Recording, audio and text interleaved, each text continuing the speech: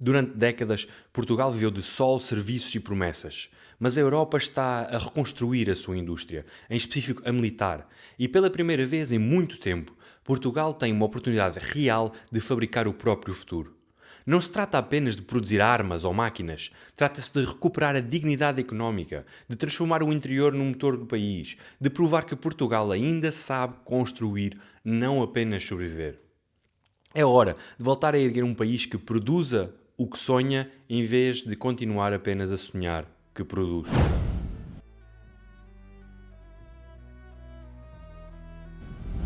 Nos últimos 2 anos, a União Europeia deparou-se com uma verdade desconfortável. Dependia de fora para quase tudo, da energia que consumia ao armamento com que se defendia. Essa percepção, precipitada pela guerra na Ucrânia e pela crescente instabilidade global, provocou uma reviravolta histórica. Pela primeira vez em décadas, a Europa decidiu olhar para dentro e reconhecer que sem indústria não há soberania, sem produção não há autonomia e sem tecnologia própria não há defesa possível. Assim nasceu o Plano Prontidão Defesa 2030, um projeto que vai muito além da segurança militar. É na verdade a tentativa talvez mais ambiciosa de reindustrialização europeia desde o pós-guerra. O plano estabelece um objetivo claro: garantir que a Europa volta a fabricar aquilo de que precisa para existir como potência, desde munições e sistemas de artilharia até drones, comunicações seguras, inteligência artificial e defesa aérea integrada. Todas as peças de uma economia moderna passam, de uma forma ou de outra, por esta base industrial. E para concretizar isso, Bruxelas mobilizou números que até há pouco pareciam impensáveis: 800 mil milhões de euros até 2030, canalizados através de diferentes instrumentos financeiros, dos quais se destaca o SAFE, o novo Instrumento de Ação para a Segurança da Europa. Ora, este programa, aprovado em 2025, cria uma linha de 150 mil milhões de euros em empréstimos de longo prazo, com prazos até 45 anos, pré-financiamento de 15% e isenção total de IVA, para aquisições e projetos industriais no setor da defesa. Na prática, é um mecanismo de reconstrução económica disfarçado de política de segurança. O SAFE permite que os Estados-membros criem novas fábricas, ampliem linhas de produção e modernizem capacidades existentes, desde que o façam em conjunto, através de contratação pública partilhada com outros países europeus e garantindo que pelo menos 65% de todo o valor produzido seja na Europa. É uma forma de transformar o investimento militar em motor industrial. Mas esta corrida à produção revela também as novas linhas de clivagem do continente. Enquanto os países do leste reativam fábricas de munições e se tornam fornecedores imediatos para a guerra, o centro da Europa foca-se em eletrónica e sistemas avançados, o norte talvez investe em ciberdefesa e inteligência artificial. E neste novo tabuleiro, Portugal permanece, como sempre, numa posição ambígua. Geograficamente periférico, economicamente dependente de serviços e estruturalmente afastado da cadeia de valor industrial. A indústria portuguesa representa apenas cerca de 15% do PIB, contra 19% na média europeia, e mais de 25% em países como, por exemplo, a República Checa ou a Polónia. O contraste é evidente e traduz-se numa consequência direta: menor produtividade, salários mais baixos e um tecido económico mais vulnerável a choques externos. Durante décadas, o país habituou-se a ver no turismo o seu motor de crescimento, esquecendo que o modelo baseado em consumo e sazonalidade dificilmente cria riqueza estrutural. O turismo gera receita, mas não valor, atrai visitantes, mas não investimento produtivo, alimenta a economia de curto prazo, mas não a de longo alcance. A indústria, por outro lado, não é apenas uma atividade económica, é uma forma de soberania. Cada máquina fabricada, cada linha de produção instalada representa autonomia nacional e resiliência perante crises externas. E é precisamente essa escolha que Portugal enfrenta agora: continuar a vender o que o estrangeiro quer ver ou começar finalmente a produzir o que o mundo precisa de comprar. A conjuntura europeia oferece uma oportunidade rara. Pela primeira vez em meio século, o contexto financeiro, político e tecnológico converge a favor de um país como Portugal. Há fundos disponíveis, há necessidade estratégica e há espaço industrial desaproveitado, sobretudo no interior do país. O que falta, como quase sempre, é a direção. Um plano concreto que transforma esta janela de reindustrialização numa política nacional de desenvolvimento. Porque a Prontidão 2030 não é apenas um programa de defesa, é um teste à capacidade dos países europeus de participarem ativamente na reconstrução económica do continente. E se Portugal não o fizer agora, quando o próprio continente clama por produção, dificilmente o fará quando a urgência passar.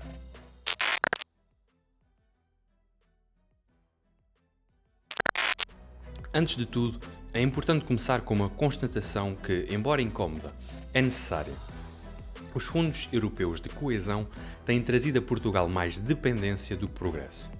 Ao longo das últimas décadas, o país habituou-se a recebê-los como se fosse uma inevitabilidade histórica, uma fonte inesgotável de dinheiro que adia às reformas estruturais que o país precisa, em vez de as promover. Em teoria, deveriam aproximar Portugal das médias europeias, na prática têm servido para mascarar a ausência de estratégia económica. Não são os fundos em si mesmos o problema, mas sim o vício político e burocrático que se deles gerou e instalou. O país precisa de libertar-se dessa dependência crónica e reaprender a criar riqueza por mérito produtivo e não por transferência externa. No entanto, este é um canal que privilegia o pragmatismo acima da ideologia. O facto é que o governo português já confirmou que irá recorrer ao programa SAFE e, por isso, a questão agora é como melhor utilizar esses recursos de forma responsável e estruturante. Se o dinheiro vai chegar, então que sirva para transformar a economia real e não apenas para financiar consultoras e inaugurações simbólicas inúteis. Portugal deverá receber cerca de 5,8 mil milhões de euros, tornando-se o sétimo país europeu com maior alocação, equivalente a quase 4% do total do programa. O plano europeu define 4 grandes iniciativas: a defesa europeia anti-drones, a vigilância do flanco oriental, o escudo aéreo europeu e ainda o escudo espacial europeu. Todas elas refletem uma Europa em transição que percebeu que não se pode defender com tecnologia importada nem depender eternamente dos Estados Unidos para a sua segurança. A guerra entre a Rússia e a Ucrânia foi uma lição violenta para o continente.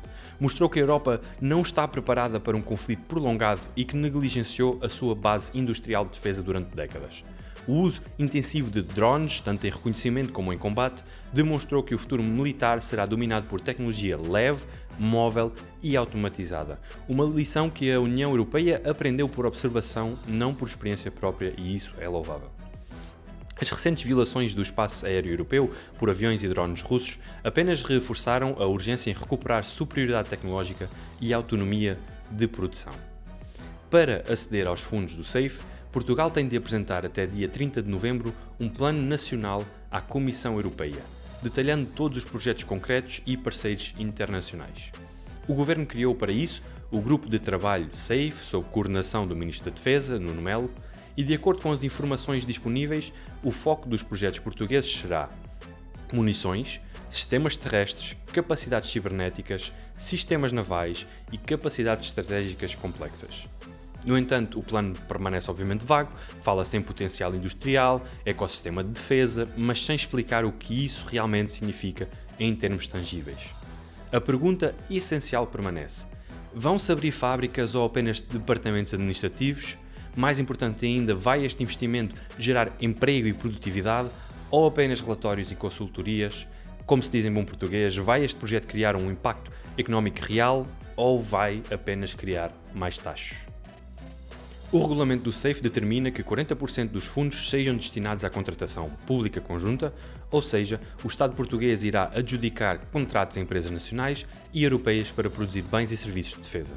Nesse cenário, as empresas que mais provavelmente beneficiarão são, obviamente, as que já operam na interface entre tecnologia e segurança, a EID, com referência em comunicações e sistemas C4 ISTAR, a OGMA e a Aernova, com o seu saber aeronáutico e domínio dos compósitos, a Thales Portugal, com competências em eletrónica e radar, e a Critical Software, com software embarcado e ciberdefesa, e ainda a West Sea, com capacidade naval e experiência em construção militar. Juntam-se ainda pequenas e médias empresas, metalomecânicas e produtoras de munições, sobretudo no centro do país. São estas as empresas que têm certificação, experiência e escala também para responder rapidamente aos contratos SAFE. Contudo, Portugal poderia fazer algo mais inteligente. Utilizar a sua localização geográfica como vantagem estratégica, tornando-se um produtor seguro de munições e componentes críticos. Enquanto o leste da Europa concentra a produção próxima da fronteira no conflito, Portugal pode oferecer o que o resto da Europa procura: estabilidade, segurança política e logística atlântica. Este posicionamento poderia fazer do país um pilar da reserva industrial europeia, servindo tanto para abastecer os aliados como para diversificar o risco geográfico da produção militar. A construção de fábricas de munições e eletrónica militar, por exemplo, no interior ou na beira interior, no Alentejo, no Alto Minho, seria mais do que um investimento económico, seria um ato de reequilíbrio nacional, geraria emprego qualificado onde ele mais falta, reduziria a pressão populacional e imobiliária em Lisboa, Porto e Faro e devolveria propósitos a territórios esquecidos. Essas regiões têm espaço, têm recursos, têm vontade. Apenas precisam de um projeto que as ligue ao século XXI. Em vez de ver o interior como um fardo, o país poderia finalmente encará-lo como a sua maior reserva de futuro. Portugal não precisa de ser o país que vive de fundos, pode ser o país que usa os fundos para voltar a produzir. O SAFE não tem de ser mais um subsídio, pode ser o início de uma estratégia industrial se for usado com rigor e com propósito. O desafio é simples: ou transformamos este dinheiro em indústria, emprego e autonomia, ou repetimos o erro histórico de transformar cada oportunidade europeia em dependência permanente. Se formos capazes de escolher a primeira opção, então talvez possamos, finalmente, dizer que Portugal voltou a produzir o que sonha e não apenas a sonhar com o que poderia produzir.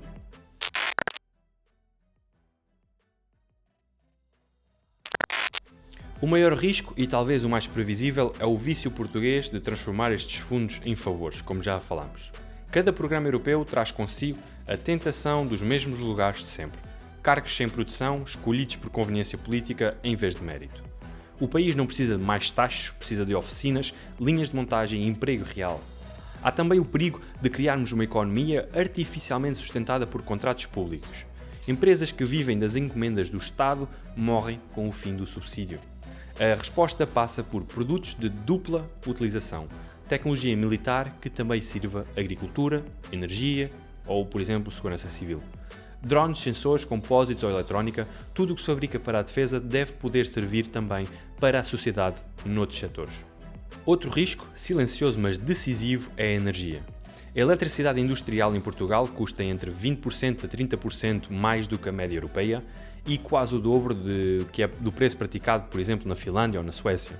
Essa diferença é suficiente para travar investimento e corroer margens. O país tem energia limpa mas cara, abundante mas mal distribuída. Criar fábricas no interior exigirá reforçar subestações, linhas de alta tensão e planeamento energético. E, por fim, o obstáculo mais português de todos: a burocracia, um Estado lento com processos redundantes e licenças que se arrastam por meses. É um sistema que se discute o papel antes de executar a ideia e onde muitas vezes a vontade de produzir morre nos corredores da papelada.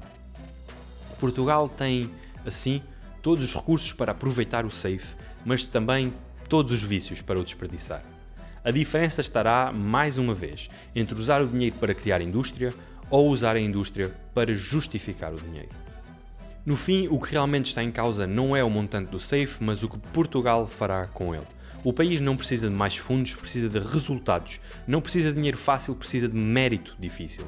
Os programas europeus são oportunidades que, em Portugal, se transformam demasiadas vezes em dependências, em empregos inventados, em comissões, tudo para sustentar redes políticas.